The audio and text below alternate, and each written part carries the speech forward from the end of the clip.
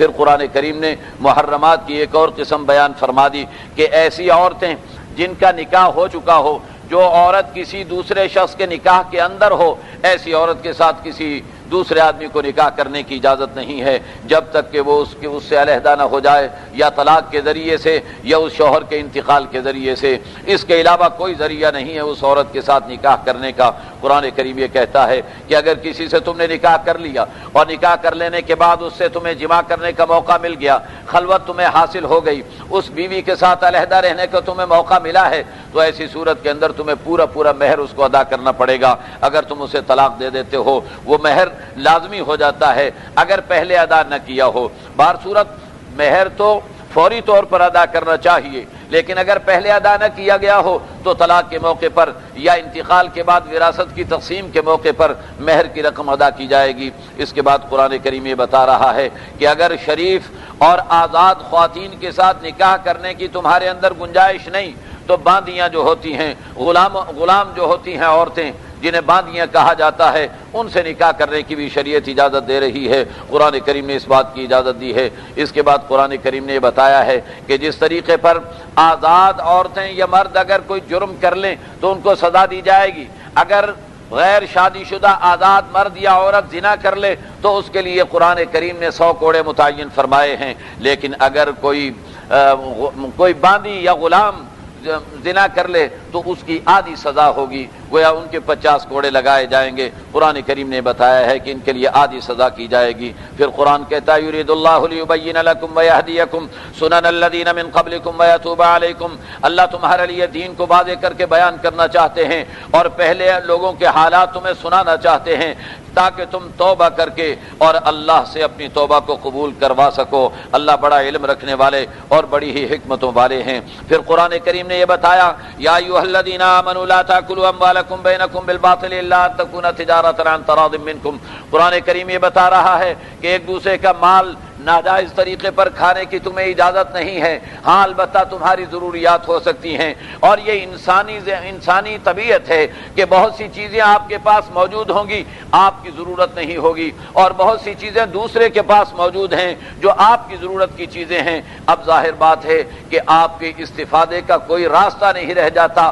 سوائے اس کے کہ خرید و فروخت کو جائز قرار دے دیا جائے، تجارت کو جائز قرار دے دیا جائے۔ تجارت ہوگی، تجارت کے ذریعے سے آپ اپنی ملکیت میں جو زائد چیزیں ہیں وہ بیچ سکتے ہیں، اور دوسرے کی ملکیت کی زائد چیزیں جو آپ کی ضرورت کی چیزیں ہیں وہ آپ خرید کر حاصل کر سکتے ہیں اور ان سے استفادہ کر سکتے ہیں۔ قرآن کریم یہ کہتا ہے کہ تجارت کے ذریعے سے ایک دوسرے کا مال لینے کی اجازت ہے، لیکن ویسے باطل طریقے پر مال لینے کی اجازت نہیں۔ ولا تقتلوا انفسکم، قرآن کریم یہ کہتا ہے کہ خودکشی کرنے کی بھی اجازت نہیں۔ ان اللہ کان بکم رحیما ومن یفعل ذلک عدوانا وظلما فسوف نصلیہ نارا، اور اگر کوئی شخص خودکشی کرتا ہے یا دوسرے کا مال ناجائز طریقے پر کھاتا ہے تو یہ ظلم اور زیادتی کے زمرے کے اندر آئے گا اور اسے جہنم کی آگ کے اندر جلنا پڑے گا۔ وکان ذلک علی اللہ یسیرا، اللہ فرماتے ہیں اگر تم بڑے بڑے گناہوں سے بچتے رہو گے تو چھوٹے موٹے گناہ صغیرہ گناہ اگر ہو بھی جائیں گے تو ہم تمہیں ویسے ہی معاف کر دیں گے۔ وندخلکم مدخلا کریما، اور تمہیں بڑے اچھے جنت کے اندر داخل کریں گے۔ ولا تتمنوا ما فضل اللہ به بعضکم علی بعض، پھر قرآن کریم نے آج کے دور کا بڑا اہم مسئلہ چھیڑا ہے، اور وہ مسئلہ دنیا کے اندر آج جو اٹھایا جا رہا ہے خواتین کے حقوق کے حوالے سے، اور یہ کہا جاتا ہے کہ عورتیں مرد آپس میں برابر سرابر ہیں، مساوات مرد و زن کی بات اٹھائی جاتی ہے۔ قرآن کریم یہ کہتا ہے کہ مساوات مرد و زن اجر و ثواب کے اعتبار سے، ذمہ داریوں کو پورا کرنے کے اعتبار سے قرآن اسے تسلیم کرتا ہے، لیکن جسمانی ساخت کے اعتبار سے اور ذمہ داریوں کے تعیین کے اعتبار سے کبھی مساوات نہیں ہو سکتی، اس لیے کہ مرد کو اللہ نے اور طریقے پر پیدا کیا ہے، عورت کو اللہ نے اور طریقے پر پیدا کیا ہے، اور پھر عورتوں کی ذمہ داریاں اور اللہ نے رکھی ہیں، مردوں کی ذمہ داریاں اللہ نے دوسری رکھی ہیں۔ اس بنا پر مردوں اور عورتوں کی مساوات کی بات کرنا یہ انتہائی احمقانہ اور جاہلانہ بات ہے۔ قرآن کریم یہ کہتا ہے وَلَا تَتَمَنَّوْا مَا فَضَّلَ اللَّهُ بِهِ بَعْضَكُمْ عَلَى بَعْضٍ، اللہ نے اگر تم میں سے بعض کو بعض پر فضیلت عطا فرما رکھی ہے بعض چیزیں ایسی ہیں کہ ان میں عورتوں کو فضیلت حاصل ہے، مردوں کے پاس وہ خوبیاں موجود نہیں ہیں، اور بعض خوبیاں ایسی ہیں جو اللہ نے مردوں کے اندر رکھی ہیں، عورتوں کے اندر وہ باتیں موجود نہیں ہیں۔ اس بنا پر قرآن کریم یہ کہتا ہے کہ تم اس بات کی خواہش نہ کرو کہ عورتوں جیسے تم بن جاؤ یا مردوں جیسے تم بن جاؤ، یعنی عورتوں کو منع کیا گیا کہ وہ مردوں جیسا بننے کی کوشش نہ کریں، اور مردوں کو منع کیا گیا کہ وہ عورتوں جیسا بننے کی کوشش نہ کریں۔ للرجال نصیب مما اکتسبوا وللنساء نصیب مما اکتسبن۔ پھر قرآن کریم یہ کہتا ہے کہ عمل جیسا کرو گے، عورتیں کریں گی ان کو بھی بدلہ ملے گا، مرد کریں گے انہیں بھی بدلہ ملے گا، عمل کے جزا کے اندر اور اجر و ثواب کے اندر اللہ ان سب کو برابر رکھیں گے۔ وَلِكُلٍّ جَعَلْنَا مَوَالِي۔ اس کے بعد قرآن کریم نے دوسرا مسئلہ اٹھا دیا، اور وہ یہ ہے کہ گھر کا سربراہ کون ہونا چاہیے، عورتوں کی سربراہی کس کے ہاتھ میں ہونی چاہیے۔ قرآن کہتا ہے الرجال قوامون علی النساء، مردوں کو اللہ نے عورتوں پر قوام بنایا ہے، عورتوں کا نگران بنایا ہے، عورتوں کا سرپرست بنایا ہے۔ اس کی وجہ کیا ہے؟ آخر بعض لوگ کہتے ہیں کہ صاحب اس کی کیا ضرورت ہے کہ مردوں کو ہی بنایا جائے، عورتوں کو گھر کی سربراہی کیوں نہیں دے دی جاتی، عورتوں کو ملک کی سربراہی کیوں نہیں دے دی جاتی؟ قرآن کریم یہ کہتا ہے کہ دو وجوہات ہیں جن کی وجہ سے اللہ نے یہ فیصلہ فرمایا ہے۔ ایک وجہ تو یہ کہ بما فضل اللہ بعضهم علی بعض، ایک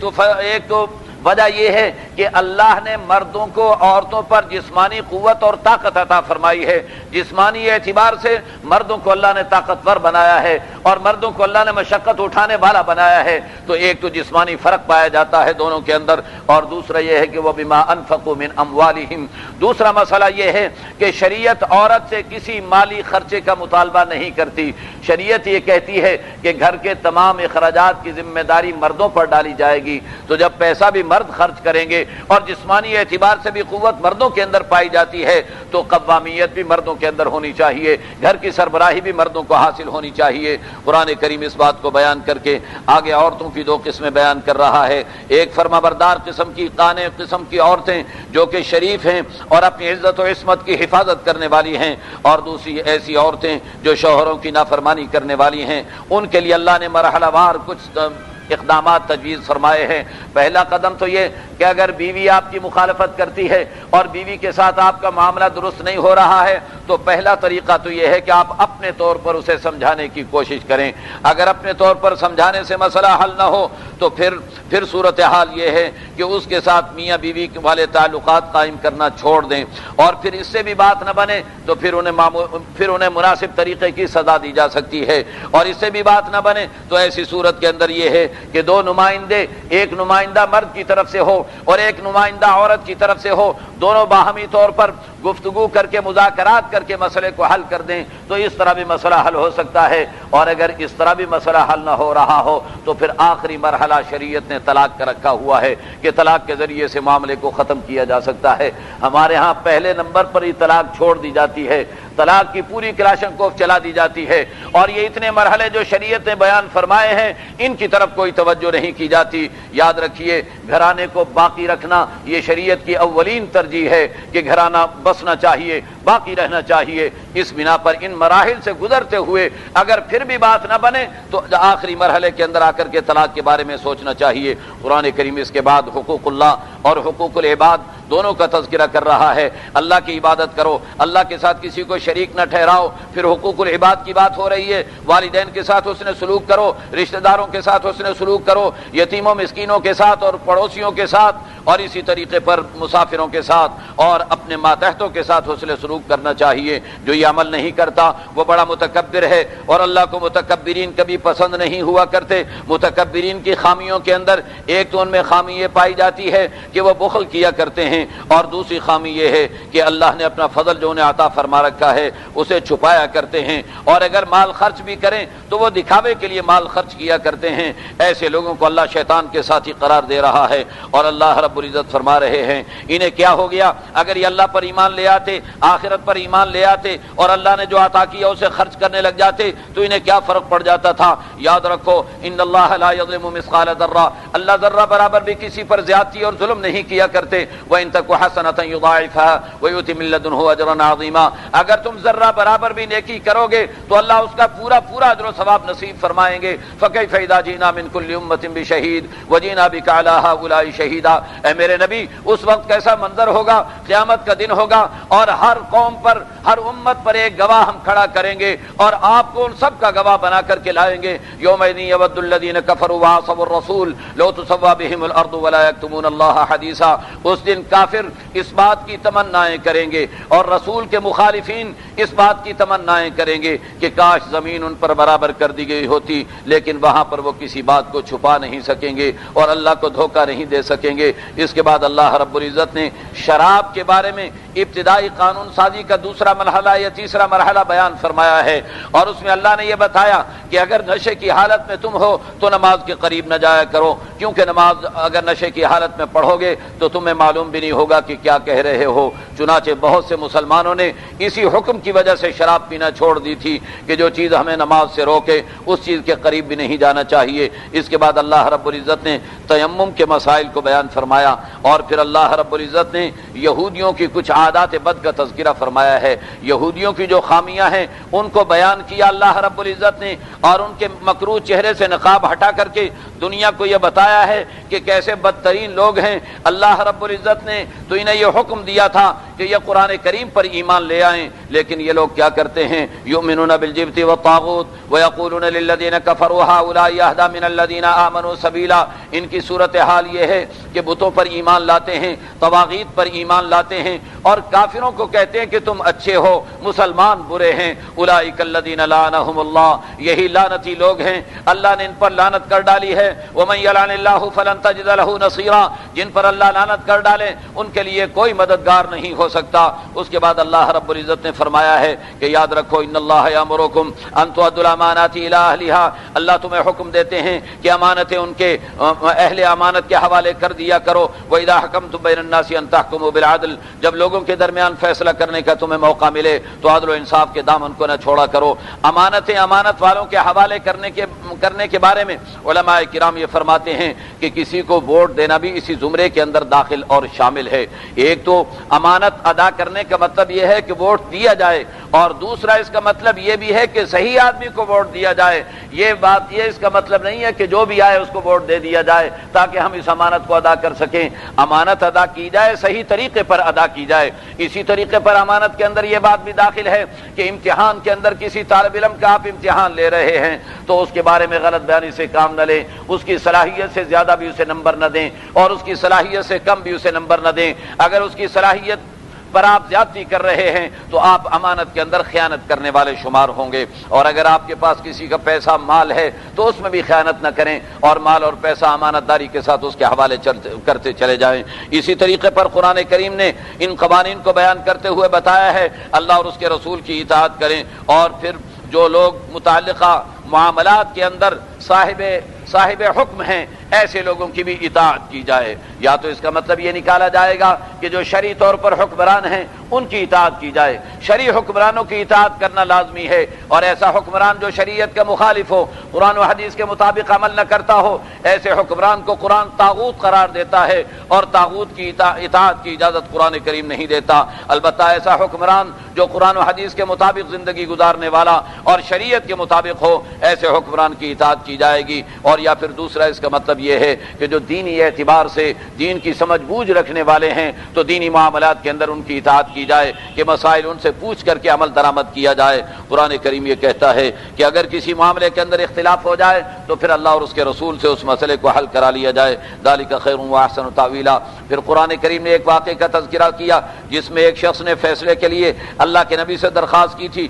وہ منافق تھا اور دوسرا یہودی تھا۔ منافق اسلام کا دعوے دار تھا اور یہودی تو کھلا ہوا کافر تھا۔ اللہ کے نبی نے دلائل کو سنا اور دلائل کو سن کر کے کافر کے حق میں فیصلہ کر دیا، یہودی کے حق میں فیصلہ کر دیا، اور اسلام کا دعوے دار جو تھا اس کے حق میں فیصلہ نہیں کیا، اس کے خلاف فیصلہ ہو گیا۔ تو یہ اسلام کا دعوے دار باہر نکلا اور نکل کر یہودی سے کہنے لگا میں تو اس فیصلے کو نہیں مانتا، میں تو عمر سے فیصلہ کرواؤں گا۔ وہ حضرت عمر کے پاس چلا گیا اور جا کر کے کہا عمر فیصلہ کیجئے میرے اور یہودی کے درمیان۔ تو وہ یہودی کہنے لگا کہ عمر فیصلہ کرنے سے پہلے سن لو، اللہ کے نبی میرا اور اس کا فیصلہ کر چکے ہیں اور میرے حق میں فیصلہ ہو چکا ہے۔ حضرت عمر نے پوچھا کہ تم کیا چاہتے ہو؟ اس نے کہا عمر تمہارا فیصلہ چاہتا ہوں۔ وہ یہ خیال کر رہا تھا کہ عمر جذبات میں آ کر کے یہودی کے خلاف فیصلہ دے دیں گے۔ حضرت عمر نے کہا ٹھہرو ذرا، ابھی میں تمہیں فیصلہ سناتا ہوں۔ گھر چلے گئے، تلوار لے کر کے آئے اور آ کر کے اس بے ایمان کی گردن اڑا دی۔ فرمایا جو اللہ کے نبی کے فیصلے کو نہ مانے، عمر کا فیصلہ اس کے بارے میں یہی ہے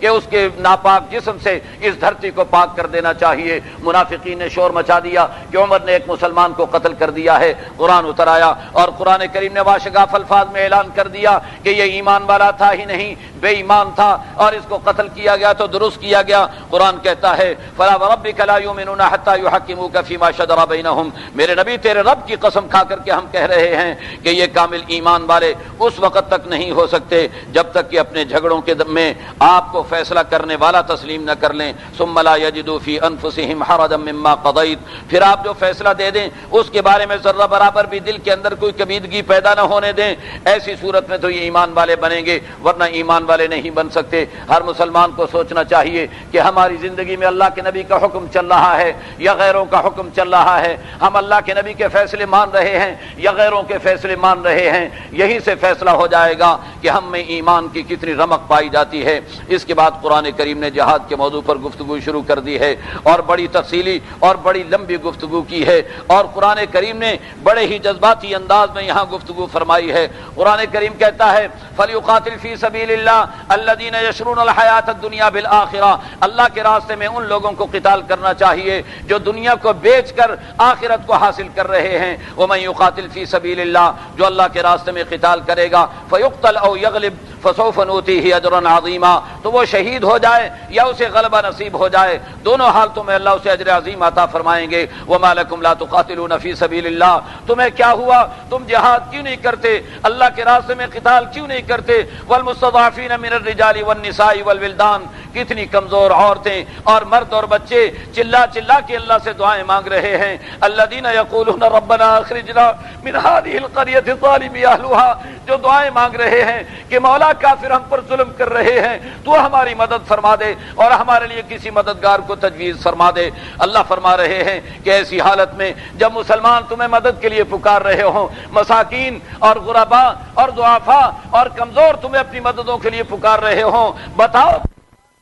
جو کامل ایمان والے ہیں یقاتلون فی سبیل اللہ، وہ اللہ کے راستے میں قتال کرتے ہیں۔ میں نے پہلے بھی بتایا تھا کہ اللہ نے جہاد کا لفظ استعمال نہیں کیا تاکہ کوئی یہ نہ کہہ سکے کہ صاحب ہم جہاد بالقلم کر رہے ہیں، ہم جہاد باللسان کر رہے ہیں، ہم جہاد بالعمل کر رہے ہیں۔ ایسی تعویلات کو اللہ نے ختم کرنے کے لیے قتال کا لفظ بولا ہے۔ اللہ نے کہا ہے کہ الذین آمنوا یقاتلون فی سبیل اللہ، جو ایمان والے ہیں وہ اللہ کے راستے میں ضرور قتال کریں گے۔ والذین کفروا یقاتلون فی سبیل الطاغوت، اور کافر بے ایمان طواغیت کے راستے کے اندر شیطان کے راستے میں قتال کرتے ہیں۔ فقاتلوا اولیاء الشیطان، ارے ایمان والو شیطان کے ساتھیوں کے ساتھ تم قتال کرو، ان کید الشیطان کان ضعیفا۔ اسی انداز پر قرآن کریم جہاد کے موضوع پر گفتگو کر رہا ہے۔ پھر اس کے بعد قرآن کریم نے افواہ سازی کے بارے میں بھی بیان کیا ہے کہ افواہوں کو توڑنے کا آسان راستہ یہی ہے کہ متعلقہ افراد سے تحقیقات کر لی جائیں تاکہ افواہوں کے ذریعے معاشرے کے اندر انارکی نہ پھیل سکے۔ پھر قرآن کریم نے اچھی سفارش اور بری سفارش کی تقسیم کی ہے اور بتایا ہے کہ اگر کوئی شخص اچھی سفارش کرتا ہے تو اسے اجر و ثواب ضرور ملے گا۔ پھر قرآن نے بتایا کہ ایک دوسرے کو سلام کرنا چاہیے، اور سلام میں طریقہ یہ ہے کہ جو سلام کرے تو دوسرے کو اس سے بہتر جواب بھی دینا چاہیے۔ پھر قرآن نے منافقین کے بارے میں گفتگو کی، اور پھر اس کے بعد قرآن کریم نے قتل کے موضوع پر قانون سازی فرمائی ہے، اور یہ بھی بتایا ہے کہ اگر کوئی شخص کسی ایمان والے کو قتل کرے گا تو ایسا شخص کافر ہو جاتا ہے، اور کافر ہونے کے بعد ہمیشہ ہمیشہ جہنم میں چلا جاتا ہے۔ پھر قرآن کریم نے بتایا کہ ایسا علاقہ اور ایسی جگہ جہاں دین پر عمل کرنا ممکن نہ رہا ہو وہاں سے ہجرت کرنا فرض ہو جاتا ہے کہ وہاں سے ہجرت کر کے چلے جائیں، اور جب ہجرت کر کے کوئی انسان اللہ کے راستے میں نکل جاتا ہے اللہ اسے وسعت عطا فرماتے ہیں، اور ایسے شخص کے لیے اللہ کا فیصلہ یہ ہے کہ اسے اگر موت آ جاتی ہے تو جہاں سے وہ ہجرت کر کے نکلا تھا اور جہاں تک موت آئی ہے اتنا لمبا محل اللہ اسے جنت کے اندر عطا فرما دیا کرتے ہیں۔ پھر قرآن کریم نے حالت سفر کی نماز قصر کا حکم بیان فرمایا ہے کہ 4 رکعت والی نماز کو 2 رکعت کر کے پڑھا جائے، اور پھر قرآن کریم نے صلاۃ الخوف کا طریقہ بتایا ہے۔ صلاۃ الخوف کا مطلب یہ ہے کہ اگر دشمن حملہ آور ہو رہا ہو اور آپ سمجھتے ہیں کہ اگر دشمن کا مقابلہ کرتے رہے تو نماز قضا ہو جائے گی اور نماز پڑھنے لگ گئے تو دشمن غالب آ جائے گا، تو اس کے لیے طریقہ کار یہ ہوگا کہ 2 حصے کر دیے جائیں، 2 جماعتیں بنا دی جائیں، امام نیت باندھ لے اور سارے امام کے پیچھے نیت باندھ لیں، لیکن جب رکوع سجدے کا وقت آ جائے تو پچھلی صف کھڑی رہ جائے، اگلی صف رکوع سجدہ کر لے امام کے ساتھ، اور 1 رکعت پڑھنے کے بعد اگلی صف پیچھے آ جائے اور پچھلی صف آگے جا کر کے دوسری رکعت امام کے ساتھ مکمل کرے، اور یہ سب کھڑی رہے دشمن کے انتظار کے اندر کہ اچانک اگر حملہ کرے گا تو ہم جوابی کارروائی کریں گے، اگرچہ نماز ٹوٹ جائے گی لیکن جوابی کارروائی کے لیے تیار رہیں، اور پھر اس طریقے پر جب امام سلام پھیر دے تو آخر میں دونوں جماعتیں باری باری اپنی رکعت مکمل کر کے نماز کو پورا کر لیں۔ اسے صلاۃ الخوف کہا جاتا ہے، اس کا بیان بھی یہاں پر کر دیا گیا ہے۔ اس کے بعد قرآن کریم نے بتایا ہے کہ قرآن کے مطابق فیصلے کرنے چاہیے، کوئی شخص کتنا ہی چرب لسان کیوں نہ ہو، اگر وہ غلط بیانی سے کام لے رہا ہے تو اس کی حمایت نہیں کرنی چاہیے۔ یاد رکھو اگر تم دنیا میں ان کی حمایت کر دو گے تو مجھے بتاؤ کہ قیامت کے دن اللہ کے مقابلے میں ان کی حمایت کون کر سکے گا۔ پھر اللہ رب العزت نے یہ بتایا کہ باہمی سرگوشیاں اور سازشیں نہیں کرنی چاہیے، اگر کوئی کرنا ہی چاہتا ہے تو اسے پھر امر بالمعروف کے لیے سوچنا چاہیے، صدقہ کرنے کے لیے سوچنا چاہیے، اور لوگوں میں اصلاح کرنے کے لیے سوچنا چاہیے۔ پھر قرآن کریم نے یہ بتایا کہ اللہ تعالیٰ کبھی بھی شرک مشرکین کی وہ معاف نہیں کیا کرتے۔ پھر اللہ رب العزت نے خواتین کے مسائل کی طرف لوٹتے ہوئے ان کے خلا کے مسئلے کو اللہ رب العزت نے بیان فرمایا، اور پھر اللہ رب العزت نے اپنی قدرت کو بیان کیا، اور پھر اللہ نے یہ بتایا ہے کہ ایسے لوگ جو اللہ کی آیات کا مذاق بناتے ہیں اور قرآن کریم میں رد و بدل کے علم بردار اور دائی ہیں، ایسے لوگوں کی مجلس میں جا کر نہ بیٹھا کرو۔ یاد رکھو اگر ان کی مجلس میں بیٹھو گے قرآن کہتا ہے کہ تم انہی کے اندر شمار کر لیے جاؤ گے اور انہی کے ساتھ ہی قرار دے دیے جاؤ گے، اور ان سب منافقین کو اللہ جمع کر کے جہنم کے اندر ڈال دیں گے۔ پھر اللہ نے بتایا کہ کافروں کو ایمان والوں کے اوپر کبھی غلبے کی صورت نہیں ہونی چاہیے۔ پھر اللہ رب العزت نے یہ بتایا کہ منافقین معاشرے کی بدترین قسم ہے، لہذا کل قیامت کے دن انہیں بدترین عذاب بھی دیا جائے گا اور جہنم کے اندر سب سے نچلے طبقے کے اندر ڈالا جائے گا۔ پھر اس کے بعد 6واں سپارہ شروع ہو رہا ہے۔ اللہ رب العزت فرماتے ہیں کہ مظلوم کو ظالم سے بدلہ لینے کی اجازت دی جا رہی ہے۔ پھر اللہ رب العزت نے یہودیوں کے بعد حالات کو بیان کیا اور یہ بتایا کہ یہودیوں نے اللہ کے نبی سے مطالبہ کیا تھا کہ آپ ہمارے نام پر اللہ سے لیٹر لے کر کے آئیں جس میں لکھا ہوا ہو کہ محمد علیہ السلام پر ایمان لے آؤ، تب ہم مانیں گے، ورنہ آپ کو نبی نہیں مانیں گے۔ قرآن کہتا ہے کہ یہودیوں نے اگر یہ سوال کیا ہے تو کوئی بڑی بات نہیں ہے، یہ عادی مجرم ہیں، پہلے بھی ایسے سوالات کرتے رہے۔ انہوں نے اپنے نبی موسیٰ علیہ السلام سے تو اللہ سے ملاقات کی خواہش ظاہر کر دی تھی اور اللہ سے مذاکرات کی خواہش ظاہر کر دی تھی، لہذا آپ انہیں نظر انداز کر دیجئے۔ ان کی بعد عادات بد کا تذکرہ کرنے کے بعد اللہ نے حضرت عیسیٰ علیہ السلام کا تذکرہ کیا اور بتایا کہ اللہ نے عیسیٰ علیہ السلام کو آسمانوں پر اٹھا لیا، قرب قیامت میں اتریں گے اور ساری دنیا کے لوگ ان پر ایمان لائیں گے اور وہ محمد علیہ السلام کی امتی کی حیثیت سے دنیا کے اندر رہیں گے۔ پھر قرآن کریم نے حضور علیہ السلام پر نازل ہونے والی وحی کی حقانیت کو بیان کیا اور بتایا کہ جیسے نوح کو ہم نے نبی بنایا تھا اور جیسے ابراہیم، اسماعیل، اسحاق، یعقوب، عیسیٰ، ایوب کو نبی بنایا تھا، یونس، ہارون، سلیمان کو نبی بنایا تھا، داؤد کو نبی بنایا تھا اور موسیٰ علیہ السلام کو، عیسیٰ علیہ السلام کو نبی بنایا تھا، اسی طریقے پر آپ کو بھی ہم نے اپنا نبی بنا کر کے بھیجا ہے۔ وَرُسُلًا قَدْ قَصَصْنَاهُمْ عَلَيْكَ وَرُسُلًا لَمْ نَقْصُصْهُمْ عَلَيْكَ، کتنے رسولوں کا تذکرہ ہم نے کر دیا اور کتنے رسولوں کا تذکرہ نہیں کیا، لیکن آپ کو سب پر ایمان لانا ہوگا۔ پھر اللہ رب العزت نے